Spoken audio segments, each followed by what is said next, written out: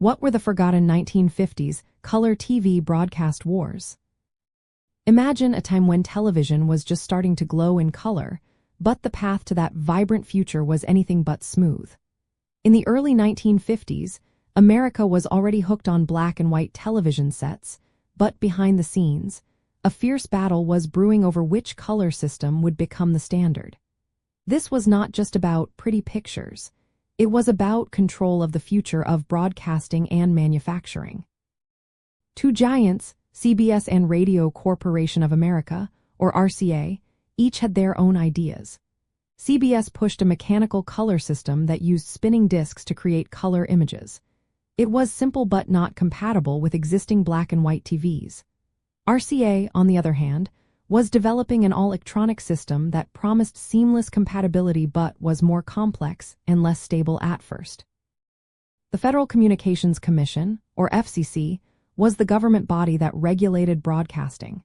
In 1949 and 1950, both companies showcased their systems in big public tests. CBS's system produced vivid, stable colors, but it needed special sets to work. RCA's electronic system was promising but struggled with color accuracy and technical issues. Then, in September 1950, the FCC made a surprising decision. They approved CBS's system as the official standard. This shocked RCA, which had dominated the industry. RCA fought back with lawsuits and public campaigns, calling CBS's system clunky and incompatible. The rivalry played out in newspapers, on radio, and even in secret meetings with lawmakers.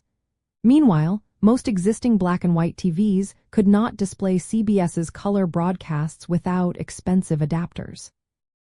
Manufacturers hesitated to produce these adapters, and CBS's own color sets were limited and slow to sell. The turning point came with the Korean War in late 1951.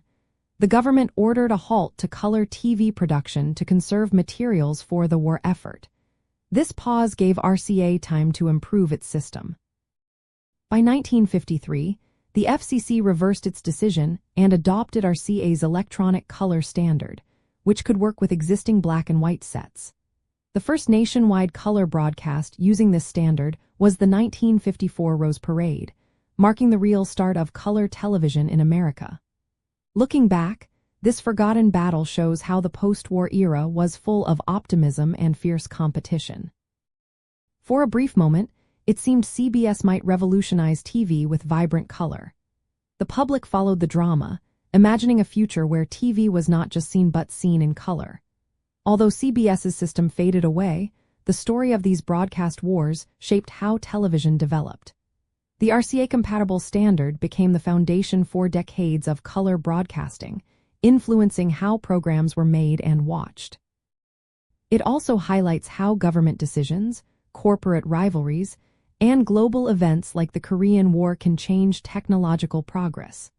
The story of these forgotten wars reminds us that innovation often comes with fierce battles, and the future of what we see on our screens is shaped by these struggles.